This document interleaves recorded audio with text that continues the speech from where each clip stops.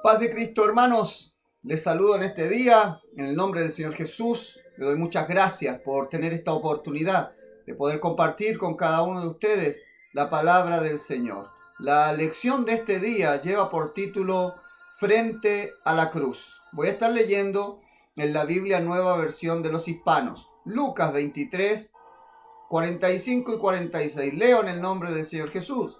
Y al eclipsarse el sol, el velo del templo se rasgó en dos, y Jesús, clamando a gran voz, dijo: Padre, en tus manos encomiendo mi espíritu. Habiendo dicho esto, expiró frente a la cruz. La cruz es un símbolo de tortura entre los romanos. Pero ¿qué significa para usted esta palabra? A modo de enseñanza, quiero decirle que la palabra cruz en su etimología no significa dos maderos cruzados o la superposición de dos líneas. Cruz nunca el significado de una T. Ese es el significado que históricamente se le ha ido dando a ese elemento, pero podría haber sido solo un madero sin travesaño, podría haber estado en forma de X, puede haber sido clavado en una reja en donde hubiesen varias personas. La verdad es que la cruz en forma de T no es el significado de la palabra, pero no me voy a centrar hoy día en el elemento cruz, sino en el concepto. Cuando digo frente a la cruz, no estoy diciendo que tenemos que buscar un lugar y poner ahí dos maderos y pararnos ahí frente, sino estoy hablando de la escena, de la verdad que nos enseña la Escritura. ¿A usted qué le dice la palabra cruz cuando se le imagina? ¿Se imagina a un Cristo clavado, sangrante? ¿Se imagina injusticia, sangre derramada, madres llorando, amigos conmovidos, romanos sorprendidos, religiosos indiferentes? Usted la cruz, diría Max Lucado, no la puede ignorar. La puede pisotear, la puede vilipendiar, puede tratar de borrarla, puede amarla, pero no puede ignorarla. Frente a la cruz, imagínese en esa escena, qué sentimientos evoca su mente, su corazón. A veces, mis hermanos, las escenas más oscuras se ven iluminados por algún rayo de gracia, un rayo de luz. El pasaje bíblico de Lucas 23, del versículo 18 al 49, empieza con una escena muy oscura. El Señor Jesucristo fue rechazado por el pueblo y prefirieron a un malhechor como Barrabás. Después de eso, Jesús ya tuvo que cargar su cruz, lo que pudo, luego Simón de Cirene, hasta llegar al lugar llamado la Calavera, para que el justo, el dador de la vida, el que solo hizo bienes, fuera crucificado entre dos malhechores y levantado para que todos pudieran verle. Así como Moisés levantó la serpiente en el desierto, así es necesario que el Hijo del Hombre sea levantado, para que todo aquel que en él cree no se pierda, mas tenga vida eterna. En esa cruz nuestro Señor Jesucristo, el que solo hizo bienes, el que a lo suyo vino, pero los suyos no le recibieron, estuvo por 6 largas y agonizantes horas sufriendo una muerte lenta, ahogo, asfixia, dolor, quebranto. Y todo aquello lo hizo por nosotros. Y en la hora más oscura, en la escena más terrible, podemos ver una luz de la gracia de Dios. En esa hora en que parecía todo perdido, es donde el mensaje de la cruz cobra poder, porque Dios nos ha dado salvación. Primera de Corintios 1:18 dice: porque la palabra de la cruz es necedad para los que se pierden, pero para nosotros los salvos es poder de Dios. El milagro realizado en la cruz es el corazón del evangelio que predicamos. El apóstol Pablo determinó que nada era tan importante como conocer a Jesús y a este crucificado. No hay palabra de evangelio, no hay buenas noticias, no hay oportunidad de redención, de salvación, no hay esperanza ninguna si no existiera la escena de la cruz, si Cristo no hubiese ido a la cruz. Primera de Corintios capítulo 2, versículo 2, porque nada me propuse saber entre ustedes excepto a Jesucristo y este crucificado.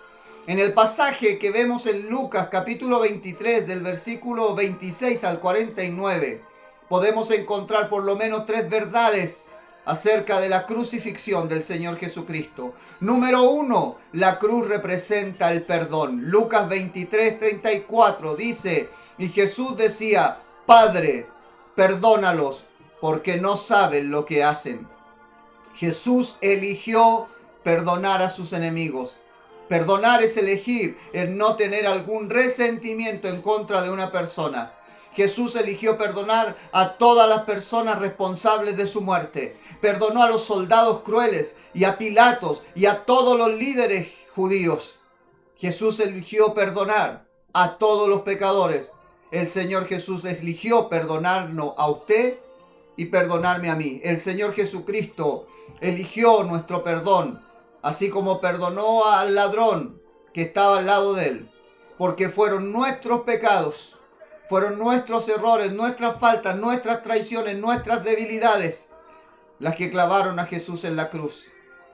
Lucas 23:41 dice, nosotros a la verdad, justamente, porque recibimos lo que merecemos por nuestros hechos, pero este nada malo ha hecho. El criminal arrepentido confiesa su fe en Jesucristo y recibe la garantía de la salvación. Pero luego de que Jesucristo murió y resucitó, se inauguró la iglesia. Y por el sacrificio en la cruz se nos regala salvación. Aunque el plan de salvación ya no es ir a la cruz junto con Cristo. Jesús ordenó después de su muerte, al nacer de la iglesia, que todos necesitan creer y ser bautizados para ser salvos. Marcos 16:16. El que crea y sea bautizado será salvo, pero el que no crea será condenado. Entendiendo claramente la orden de Jesús, Pedro ordena a todos que se arrepientan y que sean bautizados en el nombre de Jesucristo para el perdón de los pecados. Hechos 2:38. Entonces Pedro les dijo, arrepiéntanse y sean bautizados cada uno de ustedes en el nombre de Jesucristo para perdón de sus pecados y recibirán el don del Espíritu Santo. Cuando mira la escena de la cruz, tiene que encontrar perdón. Perdón para nosotros. Somos culpables de la cruz. Perdón para otros, porque Cristo decidió perdonar. Perdonar es decidir. No tomar represalia, dejarlo en las manos de Dios. Cristo, el que perdona, el que salva. Número 2, la cruz es despreciada por aquellos que perecen. Encontramos frente a la cruz esta otra escena. Aquellos que no quieren salvarse desprecian la cruz. No son capaces de admirar y de entregarse ante este acto de bondad, de amor, de gracia de parte de Dios. Lucas 23:35. Y aún los gobernantes se burlaban de él, diciendo, a otros salvó. Que se salve él mismo si este es el Cristo de Dios, su escogido. La cruz hizo que las personas se burlaran y lanzaran insultos sobre el Señor Jesucristo. Existen dos tipos de burladores en esta escena. Las personas que se burlaban y lanzaban insultos delante de Jesús, los gobernantes y los soldados romanos.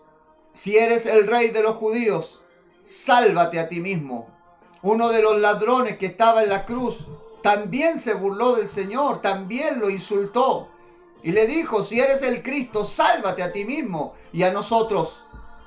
No sorprendió esto al Señor en esa última etapa, ya que las mismas palabras había escuchado del tentador en el mismo desierto antes de comenzar su ministerio público. Si eres el Hijo de Dios, toma el camino fácil. Suéltate de los clavos, llama a tus ángeles, castiga a todos estos rebeldes y sálvanos a nosotros. Jesucristo podría haber salido de la cruz, podría haberse librado, pero Él había decidido dar su vida por usted y por mí. Y solo el amor por usted y por mí le mantuvieron todas esas horas en la cruz. Nada puede detener al Señor Jesucristo. No lo detienen los mares ni las tormentas, no lo detiene el mundo ni su rodaje, no lo detiene el universo. Todo lo que existe por Él fue hecho, y sin Él nada de lo que ha sido hecho hubiese sido hecho. No, los clavos no detuvieron a Jesús. La sentencia romana no detuvo a Jesús. El desprecio de los gobernantes judíos no detuvo a Jesús. No fue la cruz lo que lo ató allí al Calvario. Lo que mantuvo a Jesús en la cruz hasta su muerte fue su inmenso amor por usted y por mí. Pero la gente a veces desprecia el sacrificio de Cristo porque están muy ocupados en alcanzar otras cosas. Uno de los ladrones, al injuriar a Jesús, usó las mismas palabras que el diablo: si eres el Hijo de Dios. La cruz revela que no podemos salvarnos a nosotros mismos. Y es por esto que la gente miraba al Señor, esperaban otra cosa. ¿La cruz es el camino? Pues sin la cruz de Cristo no hay salvación para nadie. Y es por eso que Cristo quedó allí clavado. Primera de Corintios 1:18 dice: porque la palabra de la cruz es necedad para los que se pierden, pero para nosotros los salvos es poder de Dios. Nadie puede ser salvo basado en sus propios méritos. Si pudiéramos salvarnos a nosotros mismos, entonces la muerte del Señor Jesucristo en la cruz sería el error más grande de la historia. Nuestras buenas obras no son suficientes. La salvación viene por gracia, solo por gracia, por medio de la fe en la obra de Jesucristo en la cruz del Calvario. Recibo perdón de pecados, soy lavado en la preciosa sangre que allí se derramó por fe. Y esto es por la gracia de Dios.